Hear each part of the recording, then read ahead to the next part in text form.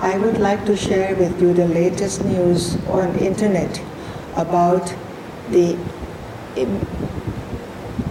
what you call it, imposing Brahmadanda on an Indian monk.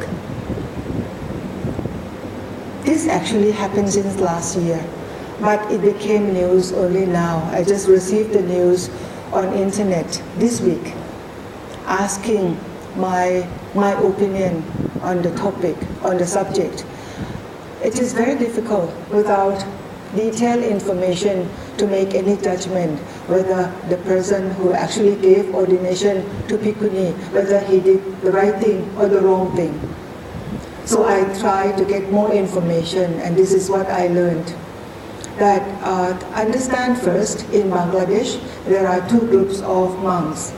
The first group believe that they have the root of lineage coming straight from Mogali Disa Thera, from Ashoka's time, King Ashoka the Great. That is about 3rd century BC.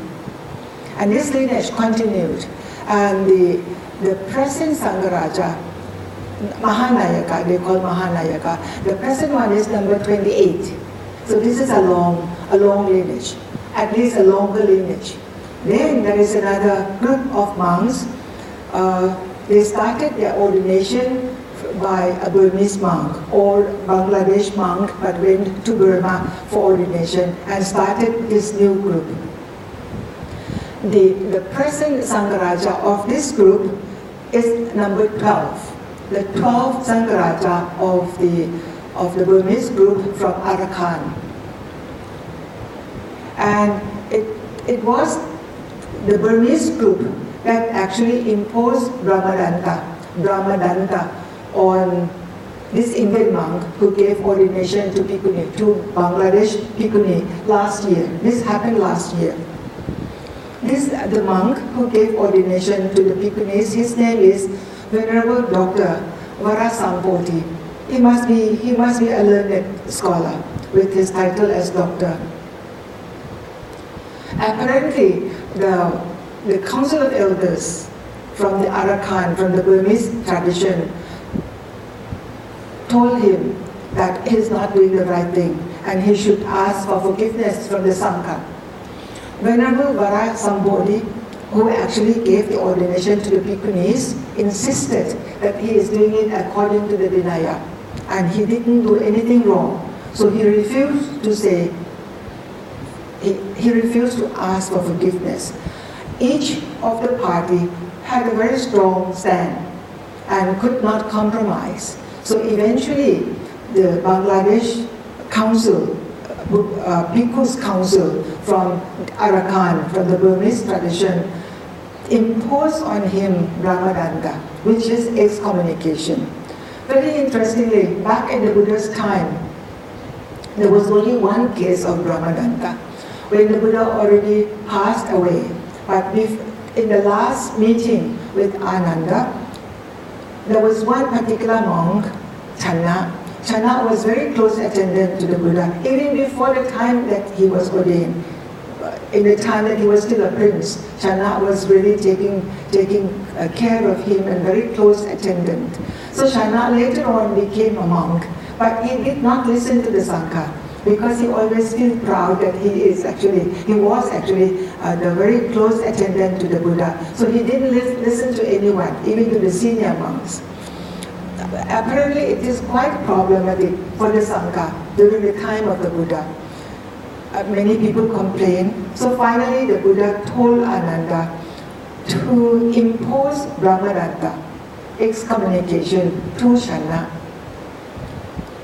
So after the Buddha passed away, Venerable Ananda went to see Venerable Channa, and having imposed Brahmadanda on him, Channa went so much in grief, he had so much grief, and then eventually he became enlightened. That was only one case of Brahmadanda in the Buddha's time, or after the Buddha's passing away. And now the Bangladesh council of monks should decide to impose Brahmadanda on this monk who gave ordination to Bhikkhunis. For me, still, I cannot make a decision, because unless you know how he gave ordination, to whom did he give ordination, where was this, we just know that it happened in Bangladesh, but we don't know where it happened, we don't know the venue, we don't know the date, the exact date, how many women were given ordination. Apparently, Venerable Vara Sampoti had been given ordination more than once, because the first time, then the monks, the council of bhikkhus already informed him that that is not right, that he should not do, and apparently he continued doing it. Now, whether he actually gave these women Samaneri first, Samaneri Sikhamana ordination first, or he just jumped and gave them full ordination, that if that is the case, then it's not correct. But then, even then, we don't know. We don't have the information. So I try to communicate with this informant, Mr. Barua. Barua is a family name of a Buddhist in Bangladesh, asking him for more information, where this happened, where did it happen, how it happened, to whom the ordination was given, and further information if possible. And also I asked for direct communication, direct access for me to actually ask Venerable Vara Sampoti himself how he did it. I think it is easiest or the clearest person to give you ordination would be Venerable Dr. Sampoti himself. So I am in that process of getting more information. But just to bring to your awareness that this is what happened out front in Bangladesh. So what we have come to this conclusion at this moment is that it is not the whole Bangladesh Bhikkhus Council who actually imposed Brahmadanda on the ordination of Bhikkhuni, but it is one branch of the Bangladesh Bhikkhus who actually had taken the lineage from Burma. This much we know. So I hope to be able to give you more information as soon as we come to get information from Bangladesh. It is not easy because lay people do not know the detail, the technicality of ordination. So to them, what they don't like is that these women wear the robe. So I asked them, what's wrong with wearing the robe? If you're ordained as Bhikkhuni, of course you cannot wear anything else but the robe.